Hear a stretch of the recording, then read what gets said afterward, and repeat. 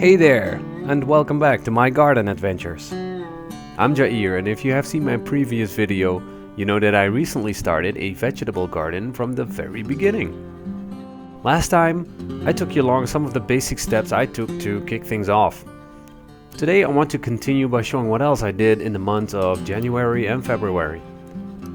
I have been somewhat limited in what I could do so far since it has been cold and wet in the beginning of the year.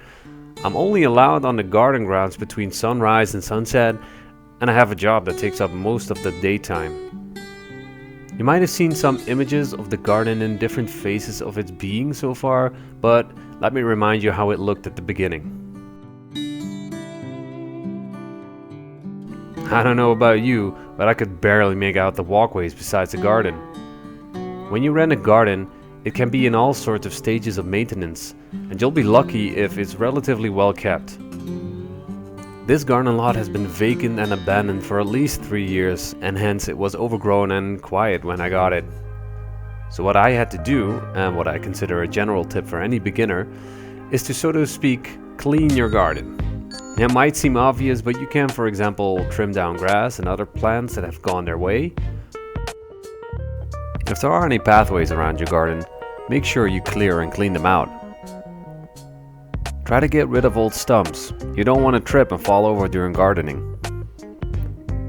The previous owners used a lot of tiles as paths on the garden. I piled them up for later use. And try to get rid of as many plastics as you can. You don't want that in your soil. I keep finding these wrappers of candy around the allotment, and I keep digging them up. So the previous owners were really sweet tooth.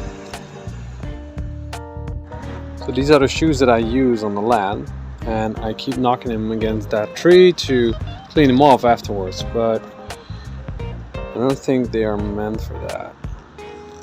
I'm gonna need some new boots, I guess. February has been kind enough to give us a few days of beautiful weather, and it was time to upgrade my compost pile to level 2. Compost bins. For my garden, I want to try to reuse and recycle as much material that I can find. With this mindset, you start looking at your local environment in a slightly different way, that of opportunity. So when I asked a guy that was repaving his driveway what he would do with all the leftover pallets, he said he would save them up for me over the week so I could have them. Nice. I do want to emphasize that I will buy any material that I need, especially if time requires it. And off we go. So then, time for a montage.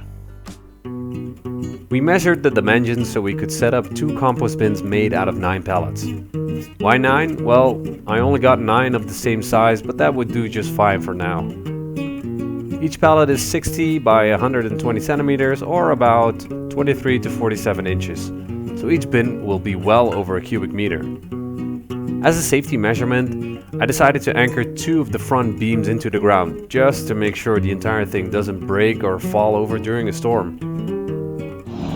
Today we constructed the upper layer of the compost bins, as you can see over here.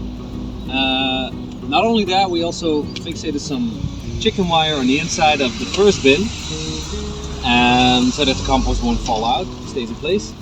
The bags over here are some bags full of wood chips that we actually picked up down the road. Very nice. We can make pathways out of this, or we can also, of course, compost it. The idea is to raise this part up with some additional planks and also add some chicken wire to that part, also of course in this part. For now I'm going to relocate that compost pile over there back into its designated place so that it can continue breaking down and add some nice nutrients and biodiversity to the garden later on.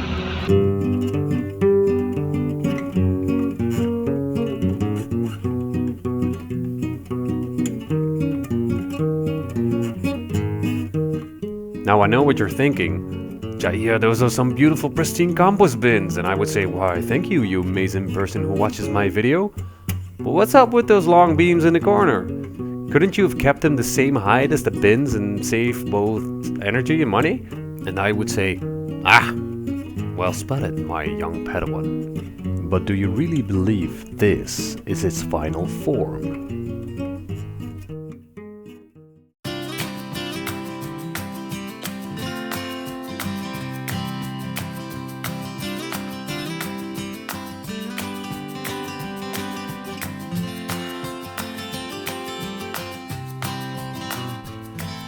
It's the beginning of March.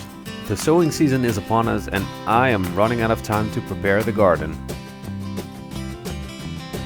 As you can see, it is still pretty empty and I need to get going with some raised beds. You may have spotted some extra pallets laying around.